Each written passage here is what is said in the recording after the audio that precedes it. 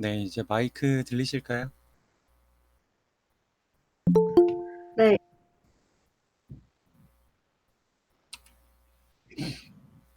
네, 발표 시작하겠습니다. 저는 펀더멘탈 팀의 발표자 김용환이고요. 저희 팀원분들입니다.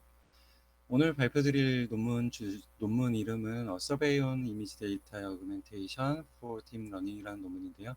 이 논문은 2019년에 저널 오브 빅데이터에 퍼블리시된 논문입니다. 오늘 이 논문을 선택한 이유는 이 논문 자체가 상당히 리뷰 페이퍼라서 데이터 어그멘테이션, 특히 이미지 분야에 상당히 많은 부분들을 다루고 있습니다. 특히 이러한 한정적인 데이터를 가지고도 우리가 어떻게 해결을 해 나가야 되는가, 그리고 그러한 관점에서 기존의 데이터 어그멘테이션 메소드들을 살펴보고 특히 이미지 분야에서 어떤 테크닉들이 있었는지를 잘 소개를 해주고 있습니다. 이제 그 외에도 여러 가지 설명들을 해주고 있는데, 이제 이 저자들이 이 논문을 읽는 독자들에게 하는 얘기는 이제 데이터 어그멘테이션을 통해서 어떻게 퍼포먼스를 올릴 수 있었는지 그런 전례들을 살펴보고, 그리고 한정적인 데이터들을 가지고도 어떻게 우리가 모델을 잘 학습할 수 있는지 그러한 것들을 잘 배워보면 좋겠다라고 이야기를 하면서 시작을 하고 있습니다. 그 페이퍼 자체가 분량이 상당히 많기 때문에 오늘은 이미지 데이터 어그멘테이션 테크닉 위주로 설명을 드릴 거고, 중간중간에 제가 생각하는 바와 그리고 여러 가지 제가 하는 생각들, 그리고 이 저자들이 하는 이야기들, 그런 것들을 함께 설명을 드리도록 하겠습니다. 일반적으로 저희가 딥러닝 모델이나 머신러닝을 하다 보면 이렇게 트레이닝 에러가 점점 줄어들어 가면서 테스팅 에러도 트레이닝 에러만큼 점점 줄어들어서 그 둘 간의 차이가 얼마 나지 않는 그러한 이상적인 모델을 그릴 수 있습니다. 하지만 현실에서는 이렇게 트레이닝 에러는 점점 줄어들어 가는데 테스팅 데이터셋에서는 이렇게 어느 순간 발산을 하기 시작하는 그런 포인트가 오게 됩니다. 이제 이러한 것들을 오버피팅이라고 정의를 하고 있는데, 이 스타 포인트를 언제 가져갈 것이냐에 대한 것도 굉장히 중요한 주제지만, 이제 이 부분에 대해서는 오늘 발표하는 주제와 상당히 차이가 있기 때문에 다음에 저희 펀더멘탈 팀이든 아니면 다른 팀에서 다루는 걸로 하고요.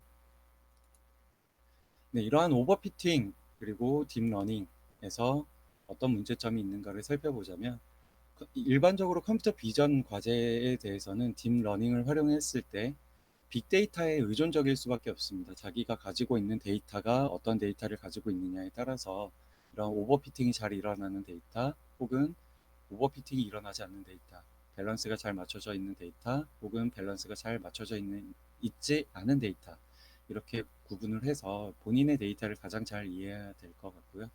일반적으로 오버피팅이라는 문제는 클래스 임밸런스라는, 클래스 A에서는 한 10,000개 정도의 데이터가 있고 클래스 B에서는 뭐 한 10개, 100개 정도밖에 데이터가 없는 아주 극단적인 임밸런스 케이스라고 판단을 했을 때 이러한 클래스 임밸런스에서 나타날 수 있겠고요.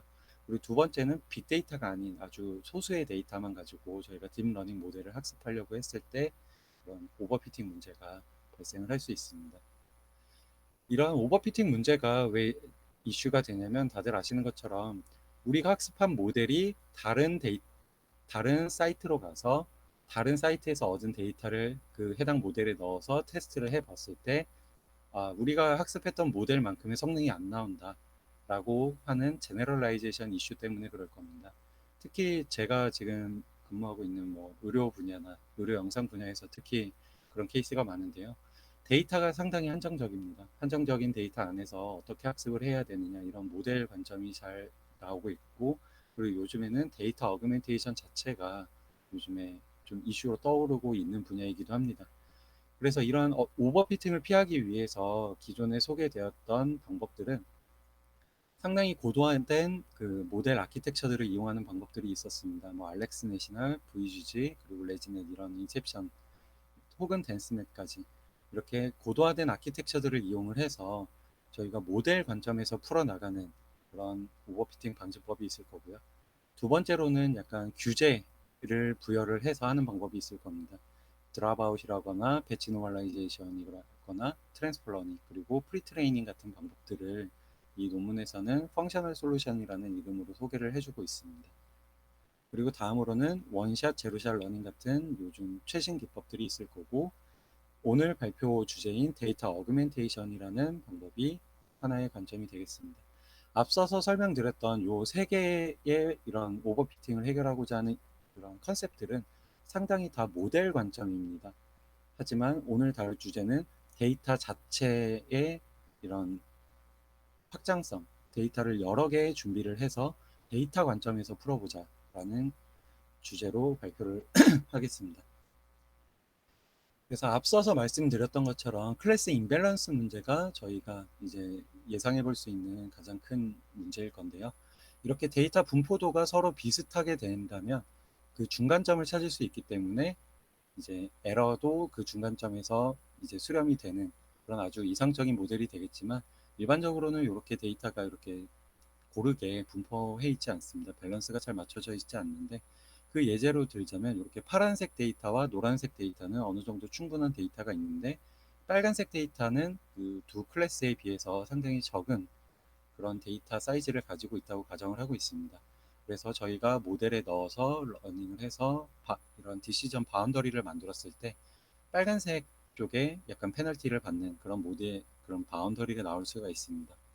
이제 데이터를 조금 더 확보하고 나서 이제 빨간색 데이터가 충분히 많아졌을 때 다시 모델을 돌려서 디시전 바운더리를 결정했을 경우에 그런 디시전 바운더리가 데이터 샘플이 적을 때와 데이터 샘플이 많을 때 상당히 큰 바운더리 차이가 나는 것을 확인할 수 있습니다. 그 아래쪽 그림에서도 마찬가지의 컨셉을 설명드릴 건데요. 조금 더 극단적인 케이스입니다. 이렇게 노란색 데이터 클래스 A가 상당히 더미넌트 할 때, 다른 클래스들이 데이터가 거의 없을 때 이렇게 디시전 바운더리가 설정이 되는데, 이제 다른 그 적은 데이터를 가지고 있던 클래스들에서 데이터가 조금씩 증가해 나갈수록 디시전 바운더리가 상당히 중점이 이동하고 있는 것을 볼 수 있습니다. 이제 이런 것들을 살펴봤을 때 충분한 양의 데이터도 중요하지만 충분한 양의 데이터만큼 우리가 수행하려고 하는 모델에다가 넣는 부여하는 과제 자체의 데이터가 클래스 밸런스가 데이터셋 관점에서 잘 유지가 되어야 이제 된다고 볼 수 있겠습니다. 네, 클래스 임밸런스 관점에서 이거를 어떻게 해결해 나갈 거냐, 특히 데이터셋을 준비하는 관점에서 설명을 드려보자면, 다들 아시는 부분입니다. 오버 샘플링을 하는 방법이 있겠고 언더 샘플링을 하는 방법이 있을 겁니다. 이제 데이터가 적은 부분, 적은 클래스를 뻥튀기시켜서 이제 다른 클래스와 수준을, 데이터 셋의 수준을 맞춰주는 오버 샘플링 방법이 있을 거고요. 데이터가 굉장히 많은 클래스들의 데이터들을 조금 줄여서 오리지널 다른 클래스와의 밸런스를 맞추는 방법이 있겠습니다. 오늘 발표 주제는 데이터 어그멘테이션이고, 오버 샘플링 관점에서 해결해 나가는 방법들을, 특히 이미지 분야에서 조금 테크닉들을 소개를 드릴 건데요. 데이터 어그멘테이션 관점에서 이 페이퍼에서는 크게 두 가지 분류로 분류를 하고 있습니다. 베이직 이미지 매니플레이션이라고 해서 기본적으로 지오메트릭한 방법과 단순하게 이미지를 조작할 수 있는 방법들을 소개를 해주고 있고요. 그리고 딥러닝을 이용을 해서 저희가 보지 못했던, 그리고 저희가 원래 갖고 있지 않던 데이터들을 이제 만들어내는 그런 방법들을 소개를 하고 있습니다. 네, 먼저 그 베이직 이미지 매니플리케이션 쪽으로 살펴보자면, 왼쪽에 보시는 것처럼 지오메트릭 트랜스포메이션, 컬러 스페이스 트랜스포메이션, 커널 필터, 랜덤 이레이징, 믹싱 이미지라는 방법들을 논문에서는 소개를 하고 있고, 오늘은 이 방법들에 대해서 하나하나 조금씩 설명을 드려보겠습니다. 지금 보시는 것처럼 오리지널 고양이 이미지가 있을 때 저희가 어떻게 데이터 어그멘테이션을 해볼 수 있느냐라고 케이스를 살펴봤을 때, 좌우 반전 플리핑을 해서 이렇게 이거는 좀 다른 데이터지만 이것도 고양이야 라고 하는 방법이 있을 거고, 상하 반전을 통해서 거꾸로 보이긴 하지만 이것도 고양이야 라고 하는 방법이 있을 것 같습니다. 그리고 로테이션을 통해서 이렇게 조금 꺾어서 이것도 고양인데 라고 하는 방법이 있고, 약간 이동시켜서 이미지 자체는 요 빨간색 바운더리에 들어가지만 요 구석에 몰려 있는 것도 고양이야 라고 얘기를 하고, 또 특정 일부분을 확대해서 이렇게 크라핑을 하는 방법도 데이터 어그멘테이션의 가장 기본적인 방법들이라고 할 수 있겠습니다. 이렇게 이미지 디멘전 관점에서 혹은 스페이스 이런 좌표축을 이렇게 변환시켜가는 그런 방법들을 소개해 드렸다면, 다음에 소개해 드릴 관점은 칼라 관점입니다. 보통 이미지 디멘전이 이렇게 하이트, 위스 혹은 3D라면 뎁스까지 해서 3D 이렇게 이미지 디멘전을 이야기를 하고 있는데, 저희가 이제 갖고 있는 데이터는 대부분 칼라 데이터를 가지고 있습니다. 그렇다면 이 칼라를 어떻게 바꿔서 어그멘테이션을 할 수 있느냐? 아주 기본적인 방법을 생각해 본다면 RGB라는 채널, 요 세 개 채널이 있을 때 R은 그대로 살리고 그린 채널과 블루 채널을 0으로 만들어서 이렇게 빨간색만 조금 강조를 해주는 그런 관점이 있을 겁니다.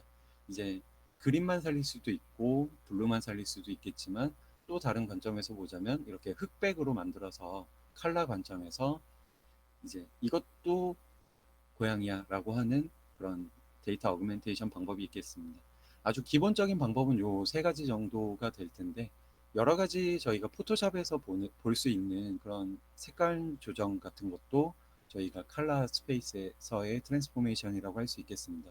컨트라스트를 높여준다거나 낮춘다거나, 히스토그램 이퀄라이제이션을 해가지고 그림 자체를 조금 정교화 시킨다거나, 화이트 밸런스 조정, 뭐 샤프니스 조정 이런 방법들이 있을 거고, 이미지 관점에서 아까 소개해드렸던 것처럼 특정 RGB 한쪽 컬러만 조금 강조를 해서 보여주는 관점과, 그리고 RGB 채널 전체를 바꿔가지고 하는 관점, 혹은 RGB 관점에서 서로의 인텐시티를 바꿔주는 그런 교환 방법이 있을 거고, 뭐 특정 분위기 같은 관점이 있을 겁니다. 네, 이렇게 다양한 컬러 조작 방법이 있는데요. 이러한 것들을 조금 살펴봤을 때 이 논문에서 소개하고 있는 그 실험 결과 중에 하나입니다. 여러 가지를 비교해 봤더니 크라핑을 해가지고 이미지 어그멘테이션을 했을 때 퍼포먼스가 가장 높았다라고 실험적인 결과를 소개해 주고 있는데요. 하지만 이거는 그 세팅의 문제라고 조금 생각을 해볼 수도 있을 것 같습니다. 로테이팅으로 데이터 어그멘테이션을 했을 때 잘 이 퍼포먼스가 높아질 수 있는 과제가 있을 거고, 플리핑을 했을 때 퍼포먼스가 올라갈 수 있는 데이터가 있을 것 같습니다. 하지만 이 실험에서는 데이터셋을 이 칼텍 101 데이터를 썼을 때에 이 크라핑을 했을 때 가장 퍼포먼스를 높이는데 가장 도움이 됐었다라고 이제 예시로 보여주고 있는 것 같습니다. 잠깐 정리하고, 지금까지 본 것들을 잠깐 정리하고 넘어가자면, 제가 이미지 디멘전 관점에서 조금 소개를 드렸습니다. 그래서 테크닉적인 면으로 봤을 때 플리핑이라는 거는 우리가 데이터 어그멘테이션을 위해서 어떤 파라미터들을 고려를 해야 되는가라는 관점으로 봤을 때 X 플립이냐, 좌우 반전이냐, Y 플립이냐, 상하 반전이냐, 이런 것들을 고려를 해볼 수 있을 것 같습니다. 마찬가지로 로테이션 관점에서는 이제 X축을 기준으로 회전을 시키느냐, Y축을 기준으로 회전을 시키느냐, 혹은 G축을 기준으로 회전을 시키느냐, 이 세 개 파라미터를 기준으로 저희가 조절을 해볼 수 있을 것 같고, 그리고 이 세 개를 돌리고 나서는 이제 이런 어파인 파라미터 4x4 매트릭스를 통해서 저희가 이미지 스페이스를 변형시키는 그런 조작들을 할 수 있을 것 같습니다. 그리고 트랜슬레이션은 특정 x, y, g축으로 어떻게 이동을 할 것이냐, 그렇게 세 개의 파라미터가 가능할 것 같고, 크랍이라는 것을 고려를 했을 때에는 어느 시점부터 얼마만큼 잘라낼 것이냐라는 x, y 시작 포인트일 수도 있고, 이거는 센터 포지션일 수도 있을 것 같습니다. 하지만 얼마만큼 잘라낼 것이냐는 width, height 이렇게 두 개를 포함해서 네 개의 파라미터로 크라핑을 할 수 있을 것 같고요. 칼라 관점에서는 조금 더 복잡합니다. 저희가 조작해야 될 그런 디멘전이 RGB 이렇게 세 개의 파라미터지만, 그렇게 조합할 수 있는 경우의 수가 상당히 많아지는 것 같습니다. 어떻게 보면 지오메트릭한 관점에서 봤을 때 이렇게 플리핑이나 로테이션 요 디멘전 관점에서 보는 세 개의 X, Y, G축을 어떻게 조정하느냐 하고 일맥상통한다고 볼 수도 있겠습니다. 네, 혹시 여기까지 내용에서 혹시 질문이나 궁금하신 부분 있으시면 잠깐 받고 넘어가 보겠습니다.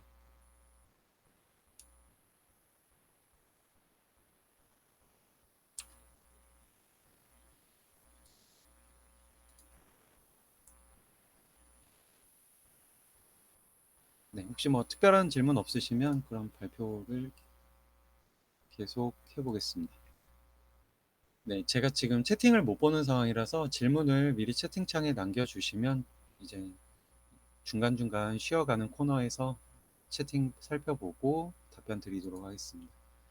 네.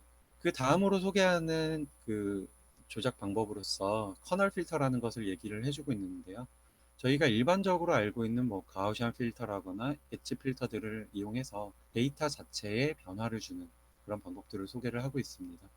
엣지 필터라고 한다면 뭐 버티컬이나 호라이즌탈 엣지 필터를 이용해서 특정 쉐입을 그리고 엣지를 강조해주는 그런 데이터를 만들어내고 그 데이터를 모델에다가 트레이닝이나 혹은 테스트로 넣는 그런 것들을 얘기를 할 거고요.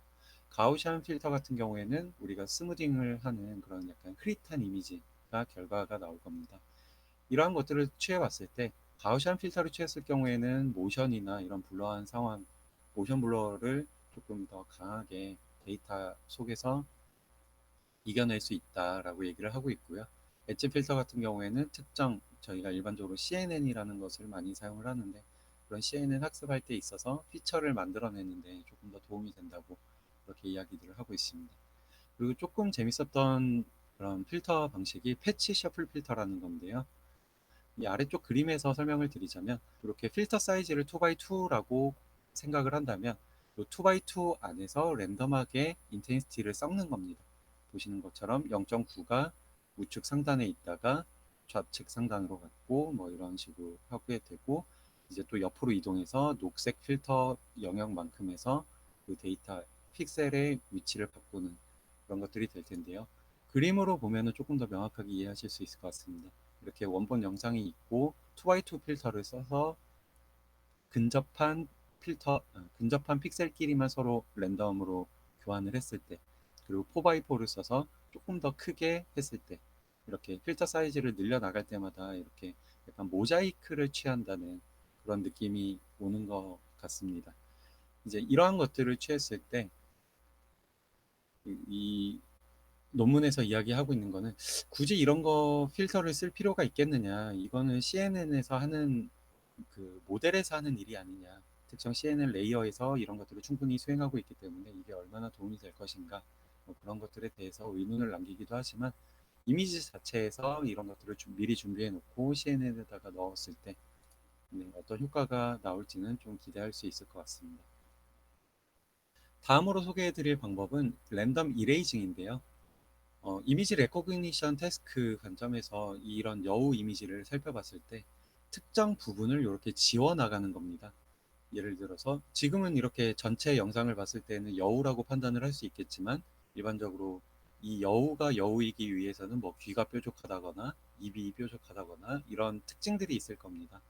이런 특징들을 일부 부분적으로 지워서 그 클래스가 학습하는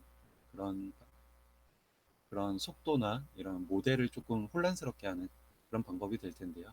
이렇게 혼란스럽게 할수록 조금 더 정교화적인 그런 제너럴라이제이션 이슈에서 조금 더 가까워질 수 있는 그런 것들을 기대해 볼 수 있을 것 같습니다. 랜덤 이레이징을 오브젝트 디텍션 태스크에다가 넣어 봤을 때는 이런 식으로 예제를 보여주고 있습니다.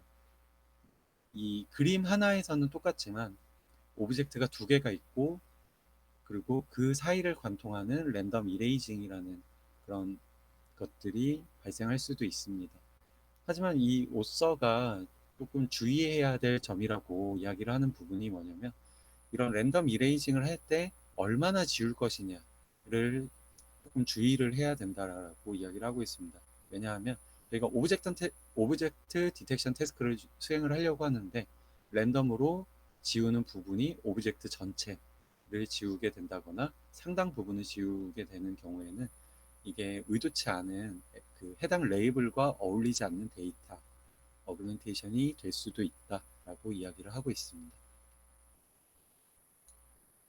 네, 그래서 랜덤 이레이징의 효과를 실험적으로 증명한 논문을 소개를 해주고 있는데요.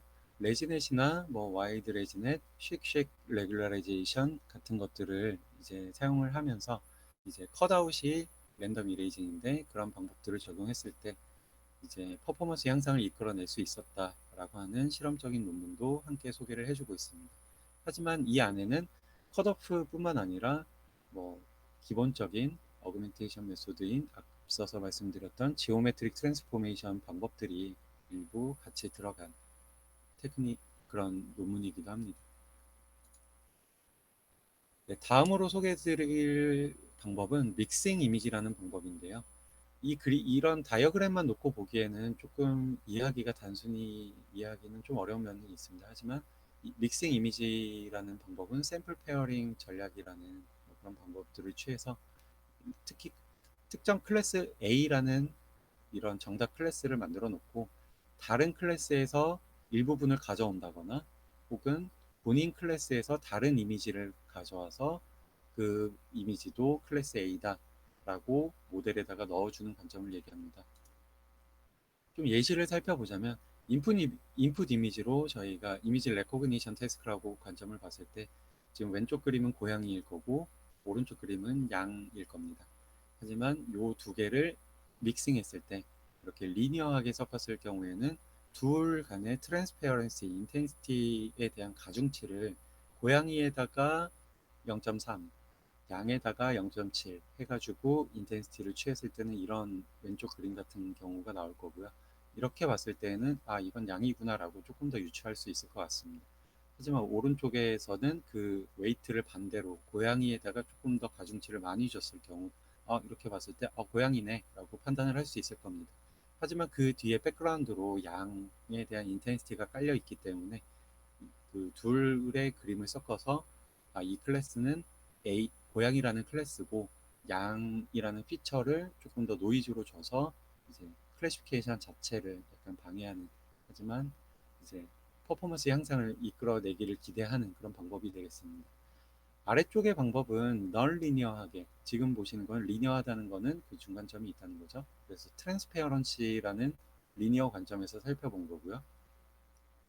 아래쪽은 널 리니어하게 상하 고양이 반반 섞는다거나 좌우로 섞는다거나 이렇게 줄을 일부 줘가지고 섞는다거나 특정 부위만 이렇게 섞는다거나 하는 방법들이 있겠습니다. 하지만 예시가 이래서 그런 건지는 잘 모르겠지만 이 그림을 살펴보시면 이렇게 반반 섞여 있을 경우에 이 사람이 봤을 때 이 그림은 고양이라고 봐야 하나 양으로 봐야 하나, 이런 사람도 결정하기 어려운 오리지널 레이블을 해칠 수 있는 그런 이슈가 발생할 수도 있을 것 같습니다. 이 오서도 이런 데이터 어그멘테이션 툴을 섞는다거나 조작을 할 때 있어서 오리지널 클래스를 혹은 오리지널 레이블을 좀 손상시킬 수 있는 어그멘테이션이 될 수도 있기 때문에 파라미터를 다룰 때 좀 주의할 필요가 있다라고 이야기들을 하고 있습니다.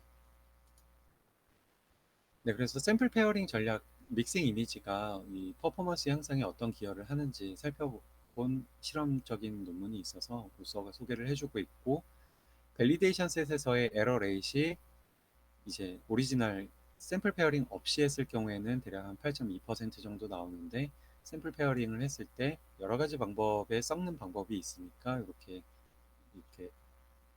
실험을 해본 것 같습니다. 어쨌든 여러 가지를 해봤을 때 믹싱 이미지, 샘플 페어링 전략을 취했을 때 오리지널보다는 퍼포먼스 향상에 기여를 했다, 에러 레이트를 줄이는 데 기여를 했다라고 실험적으로 증명을 하고 있습니다. 네, 널 리니어하게 섞는 경우에 대해서 약간 조금 더 코멘트를 하고 넘어가자면, 섞는 방법은 굉장히 다양할 겁니다. 이렇게 일부를 취해서 여기다 붙이고 여기다 붙이고 이렇게 누더기 같이 만드는 방법이 있을 것 같은데, 이렇게 섞었을 때 이 클래스는 무엇인가, 아예 근본적인 이 이미지 자체의 근본성을 해치는 경우는 그렇게 좋지는 않을 것 같습니다. 네, 또 다시 한번 정리하고 넘어가자면 가우시안 필터와 엣지 필터 그리고 패치 셔플 필터를 통해서 커널 필터라는 거를 소개를 해드렸고요. 커널 필터를 통해서 저희가 일반적으로 알고 있는 모델 속에서의 커널과 다르게 데이터 자체에 우리가 알고 있는 파라미터들을 이용해서 데이터를 바꿔서 인풋으로 주는 그런 데이터 어그멘테이션 방법이 되겠습니다. 그래서 파라미터 관점에서 다시 한번 이해를 해보고자 한다면, 가우시안 필터라는 거는 커널 사이즈 혹은 풀 위스 해프 맥시멈이라는 반치 전폭에 대한 전치 반폭에 대한 그런 파라미터를 설정할 수 있을 것 같고요. 엣지 필터 같은 경우에는 커널 사이즈는 뭐 마찬가지겠지만 상하로 움직이는 그런 필터냐, 좌우로 움직이는 필터냐, 혹은 대각선으로 움직이는 필터냐, 이런 앵글에 대해서도 저희가 파라미터로 부여를 할 수 있을 것 같습니다. 그리고 패치 셔플 필터를 소개를 해드렸는데, 마찬가지로 커널 필터이기 때문에 커널 사이즈가 중요할 거고, 그리고 스왑을 하는 그런 확률적인 문제, 몇 개의 필터, 몇 개의 픽셀들을 이렇게 랜덤으로 섞을 것이냐에 대한 프로버빌리티 이슈가 파라미터로서 작용을 할 수 있을 것 같습니다. 그 랜덤 이레이징 같은 경우에는 앞서서 그 지오메트릭에서 설명드린 크롭하고 동일한 면에 4개 XY with height라는 관점에서 파라미터를 고려해 볼 수 있을 것 같고, 추가적으로는 저희가 뭐 노이즈를 얼마나 낄 것이냐, 아니면 공백으로 놓을 것이냐, 이제 그런 것들도 같이 고려해 볼 수 있을 것 같습니다. 믹싱 이미지라는 테크닉에서는 이제 리니어냐 널리니어냐에 따라서 그게 차이가 있을 것 같고, 리니어 같은 경우에는 얼마나 섞을 것이냐, 트랜스페어런시를 둘 간에 얼마를 부여할 것이냐, 그런 랜덤 밸류를 발생할 때 어느 정도 범위는 정해줘야겠구나 라는 그런 생각을 할 수 있었는데, 이런 넌 리니어로 할 때 있어서 얼마나 잘 섞느냐, 그리고 어떻게 섞을 것이냐, 그런 전략이 상당히 데이터 어그멘테이션 관점에서 해당 클래스를 손상시키지 않는 그런 범위를 좀 많이 고민을 해봐야 될 것 같다는 생각을 해봤었습니다. 네, 여기까지가 일단 그 기본적인 이미지에서 조작할 수 있는 것들을 소개를 해드렸고, 그 다음 부분에서는 딥러닝을 이용한 데이터 어그멘테이션을 소개를 해드릴 건데, 여기까지 혹시 궁금하신 점이 있으시면 질문을 받아보도록 하겠습니다. 마이크를 켜고 말씀을 해주셔도 되고요. 네, 그 질문 있는데, 네네. 네, 23페이지의 PPT에, 네. 제가 네, 여긴가요? 네.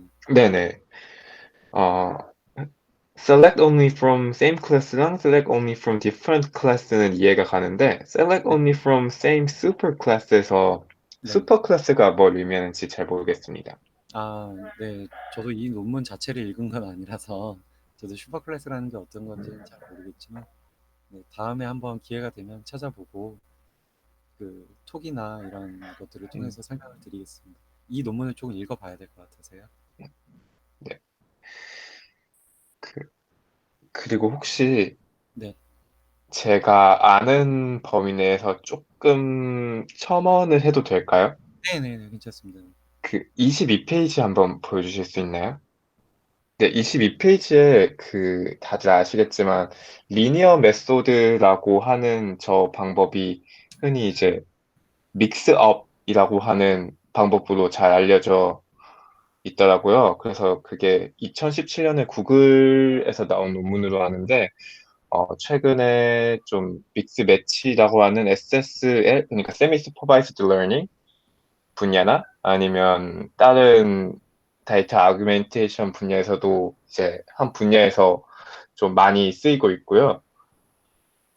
또 그 넌리니어 방법도 어떻게 이게 올해 7월 논문인데 있는지 모르겠지만 제가 우연히 이번에 ICCV 서울에서 한 거 갔다가 그 컨믹스라고 하는 논문을 봤는데 이제 거기에서 이제 실제로 저런 식으로 크롭을 해서 잘라 붙였을 때 진짜 성능이 나아질까라고 생각을 했었는데 이제 컨믹스라는 논문에서 실제로 저런 식으로 실험을 진행했고 실제로 성능이 올라가더라고요. 올라간다고 하더라고요.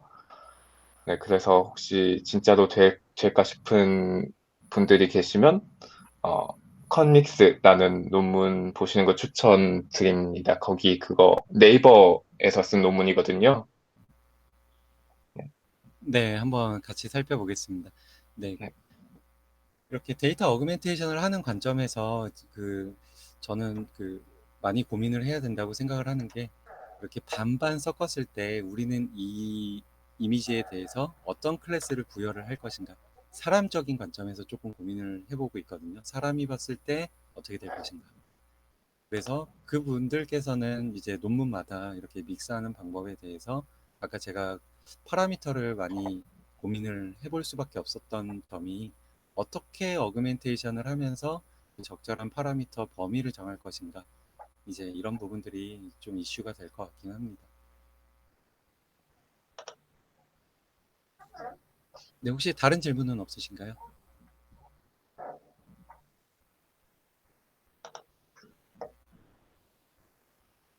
네, 없으시면 이제 다음 딥러닝 어프로치로 넘어가 보겠습니다. 네, 아까 앞서서 말씀드렸던 것처럼 데이터 어그멘테이션에서 이제 베이직 이미지 매니플레이션이랑 딥러닝 어프로치로 구분을 했었는데, 이 딥러닝 어프로치에서는 어드버서리얼 트레이닝이랑 뉴럴 스타일 트랜스퍼 그리고 간을 이용한 방법을 소개를 해주고 있습니다. 이제 그 전에 앞서서 피처 스페이스 어그멘테이션이라는 거를 먼저 짚고 넘어가야 될 것 같은데요.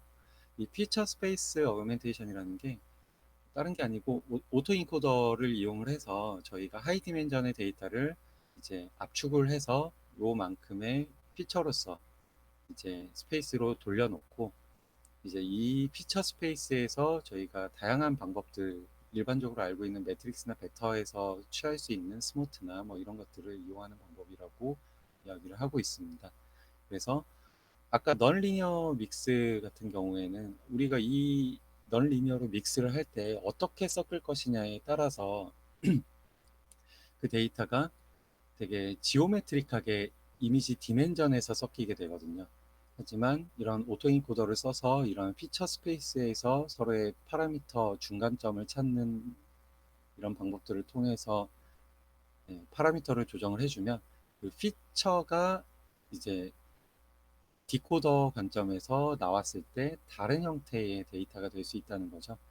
그래서 예를 들어서 살펴보자면 이제 각각의 컬럼과 로우를 가지고 둘의 피처 스페이스에서 이제 중간점을 찾았을 때 이렇게 저희가 전혀 보지 못했던 다른 형태의 캐릭터, 이미지가 나올 수 있다라고 얘기를 하고 있습니다. 네, 그래서 이런 피처 스페이스 어그멘테이션의 효과를 그 실험적으로 보인 논문인데요. 이제 그냥 베이스라인은 그냥 넣은 거고, 인풋 스페이스에서 어파인 트랜스포메이션이라고 하지만 이런 게 이제 로테이션이나 트랜슬레이션 이런 것들을 의미를 하고, 인풋 스페이스에서 익스트라폴레이션이라고 하는데 이거는 좀 자세히 이 논문을 살펴봐야 될 것 같고요. 그리고 피처 스페이스에서 이런 어그멘테이션을 했을 때 그 성능이 가장 잘 나오는 것을 확인했다. 엠니스트 데이터에 한정된 그런 검증이 되겠습니다. 제가 앞서서도 계속 말씀드리지만 이 데이터가 어떤 특징을 갖고 있느냐, 그리고 나의 데이터는 어떤 것이냐에 따라서 이 결과는 조금 차이가 있을 수도 있으니까 조금 실험적으로 혹은 이제 본인이 가진 데이터를 이해를 하고 이런 데이터 어그멘테이션 방법을 취하는 게 좋을 것 같습니다. 네, 다음으로는 어드버서리얼 트레이닝 관점에서 어드버서리얼 어택을 통해서 우리가 이런 가상의 데이터를 만들어낼 수 있다라고 이야기를 하는 건데요. 이런 어드버서리얼 어택을 하기 위해서는 그 이러한 특정 X라는 게 있고 이게 모델 안에 들어가서 특정 클래스와 이제 디퍼런스가 나오죠. 이제 그 디퍼런스만큼의 노이즈를 만들어서 이제 값이 합쳤을 때 전혀 다른 클래스로 넘어갈 수 있도록 이런 조작을 취하는 건데요. 이제 이런 조작을 취하는 것마저도 어떻게 보면 데이터 어그멘테이션이라고 할 수 있겠죠. 이런 가상의 데이터를 만들어서 이런 노이즈도 고려를 한 그런 클래시피케이션을 해야 된다라고 모델에다가 얘기를 하고 있는 겁니다.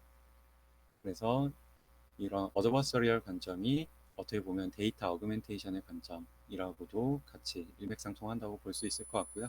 이제 아래쪽은 그 실험 데이터를 같이 설명한 데이터입니다.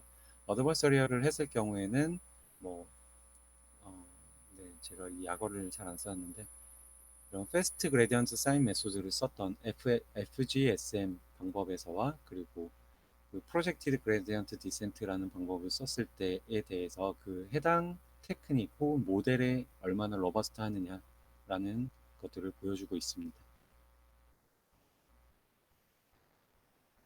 네, 중복해서 붙였네요. 네, 그렇게 설명을 하고 있습니다.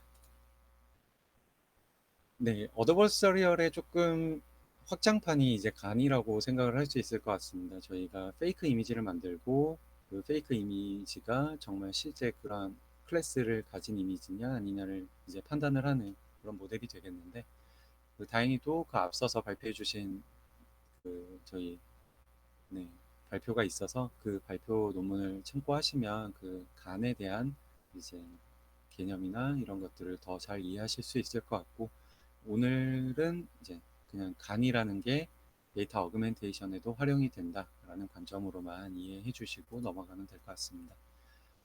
그래서 간을 이용한 데이터 어그멘테이션을 봤을 때 이제 다양한 클래스의 이런 사진들이 있을 수 있습니다. 이제 이런 사진들이 있을 때 특정 클래스를 조작해서 만들어낼 수 있는 그런 데피니션이 나올 거고, 그 데이터들을 이용해서 특정 모델에 넣어서 이러한 뉴트럴이냐, 피어냐, 앵글이냐 이런 것들을 클래시피케이션 할 수 있는 것들이 될 수 있을 텐데요. 이걸 굳이 왜 간을 만들어서 해야 되느냐라는 거를 설명을 드려보자면, 앞서서 말씀드렸던 것처럼 뉴트럴 이미지, 피어 이미지, 앵글 이미지 이런 클래스별로 밸런스가 잘 맞으면 좋을 텐데, 이제 그런 밸런스가 잘 맞지 않을 수도 있습니다. 그리고 그 피어나 뭐 이런 클래스 간 그 코베리언스가 발생할 수도 있기 때문에 이제 간이라는 이런 그 특정 클래스의 유사한 이미지 그리고 피처 이미지를 만들어서 이제 데이터셋을 늘려가지고 이제 저희가 트레이닝을 하는 방법이 있겠습니다. 그래서 지금 보시는 그림은 TSN이라고 하는 비주얼라이제이션인데, 이제 두 개의 이런 스페이스에서만 봤을 때 그 데이터 어그멘테이션, 간을 이용하지 않는 데이터 어그멘테이션 없이 이제 클래시피케이션을 했을 때 클러스터링 되는 패턴을 살펴보면 이렇게 잘 구분이 되지 않는데, 이런 피처 스페이스 가장 대표적인 것만 보여주고 있기 때문에 물론 다른 디멘전에서는 구분이 될 수도 있습니다. 클러스터링이 될 수도 있지만 가장 주요한 두 개 피처 스페이스에서 이렇게 잘 구분이 되지 않는다라고 설명을 하고 있고, 디스커스트라는 클래스를 이제 간을 이용해서 데이터 어그멘테이션을 했을 때 이렇게 주요 팩터로 주요 스페이스에서 티스니 관점에서 봤을 때 잘 클러스터링 되어 있는 것을 볼 수 있더라 라고 보여주고 있는 거고요. 세드 이미지라는 클래스를 어그멘테이션 했을 때에도 이렇게 클러스터링이 잘 되고 있다 라고 보여주고 있습니다. 그리고 각각에 대해서 둘 다 어그멘테이션을 해서 모델에다가 넣었을 때에는 적어도 두 클래스에 대해서는 이렇게 클러스터링이 잘 되고 있다라는 것을 보여주고 있는데요. 다시 한번 저희가 처음에 봤던 그림을 소환해 보자면, 이제 데이터가 적으면 이제 디시전 바운더리가 데이터가 많을 때하고 차이가 있을 수밖에 없습니다. 이제 그런 걸 살펴봤을 때 이 이 실험 논문을 썼던 그 지금 설명드리는 서베이 뭐 그 논문이 아니라 이 실험 논문을 썼던 이 주라는 사람들이 왜 디스커스트 클래스와 세드라는 클래스를 이용을 해서 그 두 개를 이제 데이터 어그멘테이션을 해봤는가라고 생각을 해봤는데, 왜 하필이면 이 두 개냐 라고 생각을 해보니까 이 베이스라인의 에큐러시에서 조금 힌트를 찾을 수 있을 것 같습니다. 이제 본인들은 데이터 어그멘테이션에 그 조금 드라마틱한 효과를 보여주고 싶고, 그 베이스라인으로만 했을 때는 이 두 클래스가 가장 클래시피케이션 에큐러시가 낮으니까 이 두 클래스에다가 각각 적용을 해봤을 때 디스커스트에다가만 클래스에다가만 데이터 어그멘테이션을 취해봤더니 이제 73.9%에서 91%로 에큐러시가 상당히 상승하는 모습을 볼 수 있었고, 그거는 세드 클래스에서도 마찬가지였습니다. 지금 보시는 에큐러시 7%가 이 FER 2013 데이터셋이라는 게 있을 때 그 중에서 7%만 추출을 해서 테스트를 했던 이런 실험 결과입니다.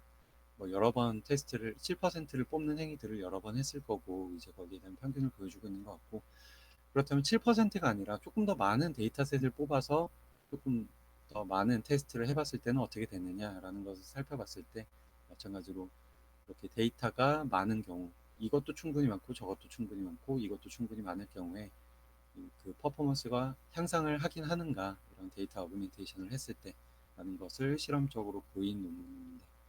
이 논문도 한번 살펴보면 저희가 어, 특정 저희 알고리즘을 검증을 해보려고 했을 때 우리는 그 베이스라인을 한번 살펴볼 필요가 있고 그 베이스라인에서 힌트를 얻어야겠다라는 그런 생각들을 할 수 있게끔 했던 실험 논문이 되겠습니다.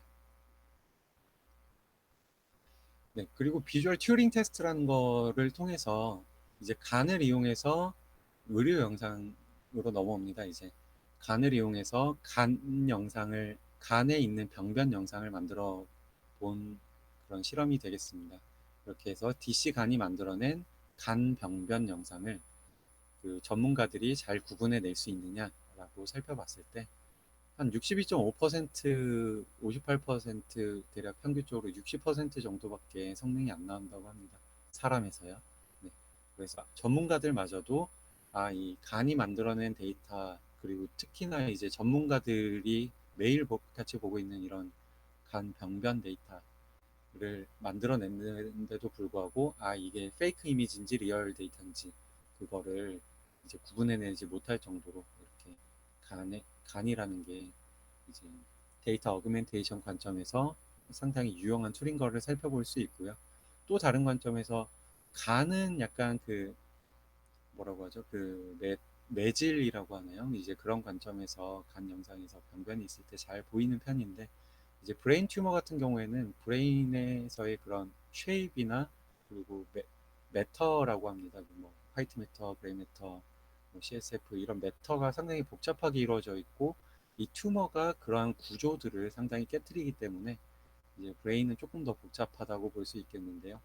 이 DC간을 이용해서 혹은 뭐 W간을 이용해서 브레인 튜머를 만들어내고 사람들이 잘 구분해낼 수 있느냐라는 것을 살펴봤을 때 마찬가지로 대략 한 60% 정도의 수준에서 비주얼 튜링 테스트라는 게 이제 이게 사람이 만들어낸 건가 기계가 만들어낸 건가 이제 그거를 구분하는 거니까 이제 이게 진짜 리얼 브레인 튜머 이미지인지 아니면 이 간이 만들어낸 브레인 튜머 이미지인지 잘 구분해내지 못했더라라는 거를 보여주고 있습니다.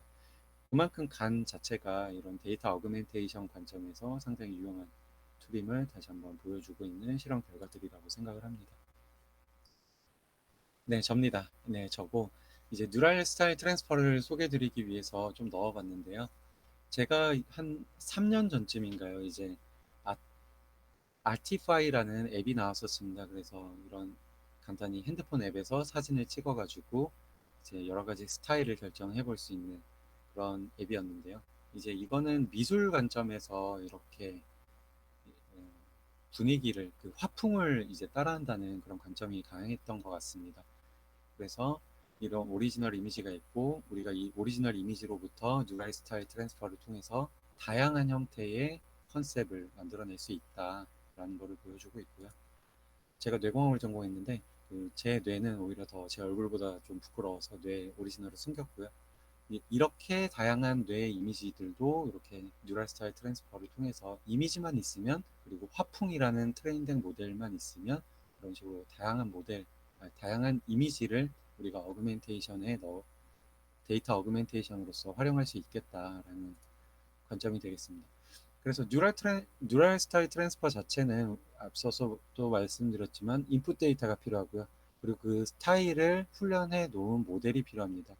이제 그런 것들을 봤을 때 이제 특정 클래스를 훈련해 놓은 모델이 있다면 어떤 이미지가 들어가더라도 다른 클래스일지라도 이제 그 클래스와 유사한 형태의 이제 그런 이미지를 만들어낼 수 있는 효과를 낼 수 있기 때문에 데이터 어그멘테이션 관점에서도 상당히 유용한 그런 테크닉이 될 수 있을 것 같습니다. 네, 여기까지가 논문에서 설명하고 있는 그런 베이직 이미지 매니플레이션과 딥러닝을 이용한 데이터 어그멘테이션 방법이 되겠고요. 그 논문에서는 실질적으로는 이런 메타러닝도 소개를 하고 있습니다. 다시 한번 넘어가 보자면 그 카테고리에서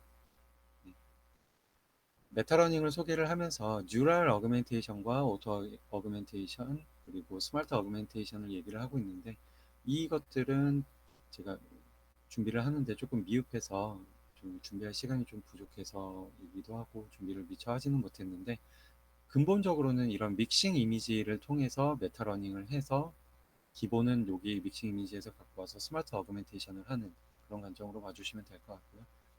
그리고 뉴럴 어그멘테이션은 뉴럴 스타일 트랜스퍼의 그런 컨셉을 따와서 조금 더 발전된 모델이라고 생각하시면 될 것 같습니다. 그리고 오토 어그멘테이션은 이런 지오메트릭 트랜스포메이션에서 근간을 두고 이제 어그멘테이션을 하는 그런 관점이 되겠습니다. 그래서 조금 이제 이 상태에서 제가 느낀 바를 좀 정리해 보자면 데이터 어그멘테이션이라는 거는 상당히 중요합니다. 테크닉적으로도 중요하고 어떤 식으로 우리가 가상의 데이터를 만들어낼 것인가 라는 것이 이제 중요한데 일단 근본적으로 해결하려고 했던 관점이 클래스 임밸런스였던 것 같습니다. 그래서 오버샘플링을 취하고 싶은데 이제 데이터를 버리면 다른 클래스에 있는 많은 데이터를 희생하면서 언더샘플링을 취하기에는 데이터가 너무 적어지니까 그럼 없는 데이터를 만들어 내보자. 그러면서 모델이 충분히 학습할 만한 데이터를 이제 부여를 해주자라는 관점이 되겠고요. 하지만 이런 데이터 어그멘테이션 방법을 쓸 때 있어서 주의해야 될 점은 네, 앞서서도 계속해서 말씀드렸던 것처럼 그 해당 클래스가 그런 피처라고 하나요? 그런 것들이 손상이 되지 않는 정도의 파라미터를 조정하는 것이 좀 많이 중요하다고 생각을 했었습니다. 예를 들어서 오브젝트 레코그니션이나 뭐 이런 것들을 하고 있는데 오브젝트 자체를 가려버리는 그런 크라핑을 하게 되면 네, 그런 것들은 조금 문제가 있을 수도 있겠다라는 생각을 했습니다. 네, 제 발표는 여기까지고요. 네, 혹시 질문 있으시면 바로 질문 받도록 하겠습니다.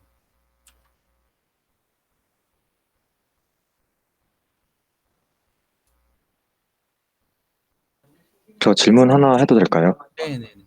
아니, 혹시 그 슬라이드에서 네, 디스커스트랑 그 새드 겐으로 이렇게 생성하는 그 부분 혹시 잠깐 보여주시나요? 네, 여기인 것 같습니다. 아, 네. 예, 예, 여긴데, 그 원래 그 디스커스랑 새드가 되게 애큐러시 낮게 나왔는데, 이 이유가 혹시 원래 디스커스랑 새드에 레이블링 된 데이터셋이 적었던 건가요? 아니요, 그 데이터 밸런스 자체가 적었던 것 같진 않고요.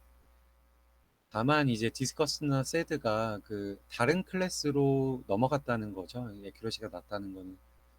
그런 아, 관점에서 클래스 간 코베리언스가 있다라고 생각을 해볼 수 있을 것 같습니다.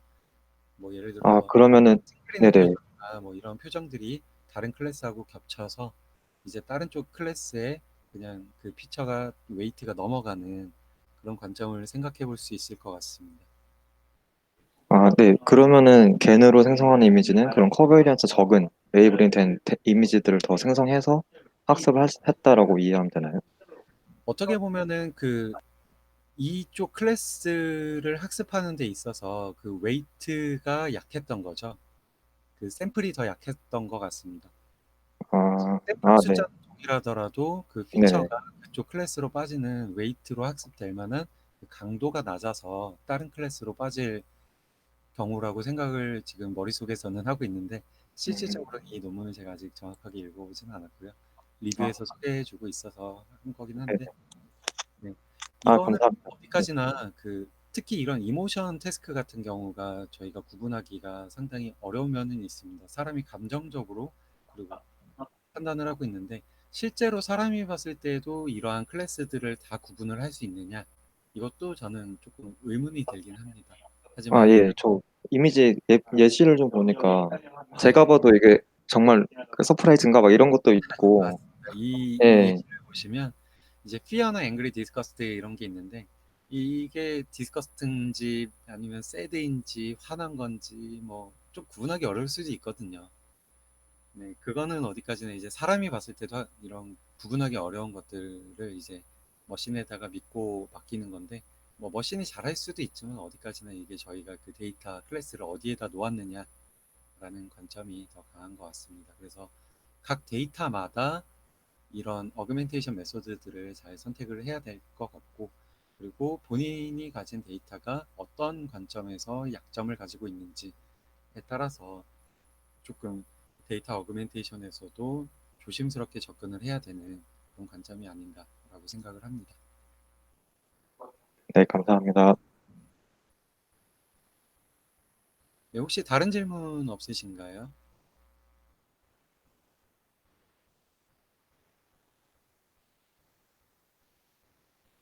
네, 이 이미지는 제가 처음 보는 거긴 한데, 이제 이렇게 만들어진 데이터가 피어 데이터가 맞는지, 네, 눈만 봤을 때에는 조금 네, 피어 같기도 한데, 네, 이제 간이 이런 특징적인 피처들을 뽑아서 만들어내고 있구나라는 거를 조금 생각해 볼 수 있을 것 같습니다.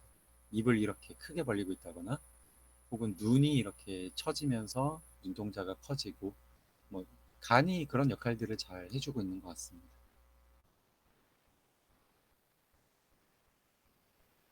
더 질문 없으시면 네, 발표는 여기까지 하겠습니다.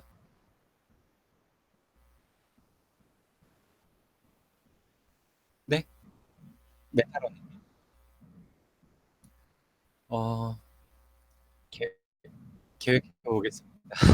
네, 원래 이것까지 다 준비를 하고 이 뒤에 그 좀 디자인 관점에서 그리고 모델을 설계할 때 있어서 제가 간단하게 말로만 이렇게 제 생각을 말씀드렸는데 이 페이퍼 안에서도 그런 논점들이 디스커션이 되고 있기는 합니다. 그런데 아직 그 부분을 다 충분히 제가 이 슬라이드에 녹여내지를 못해서 그렇게 간단하게 말씀을 드린 거였고요. 혹시 기회가 된다면 뭐 다음번에 그 전반 후반으로 나눠서 지금은 전반만 하고 그 후에 메타런이나 이런 부분들을 후반으로 해서 다뤄보도록 하겠습니다. 네, 오늘 들어주셔서 감사합니다. 네, 수고 많으셨습니다. 수고하셨습니다. 고맙습니다.